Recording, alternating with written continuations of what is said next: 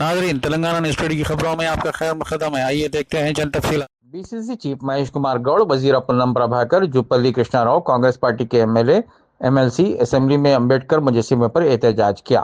Congress party के वज़रा और MLA ने लोकसभा में मरकजी वजीर दाखिला अमित शाह का बाबा साहब अंबेडकर पर किए गए तबसरे के खिलाफ एहतजाज किया।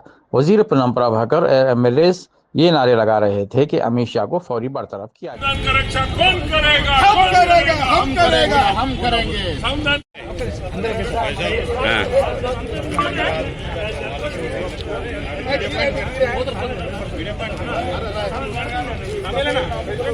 डॉक्टर बी आर अंबेडकर दलित व्यक्ति लेकुल्लारा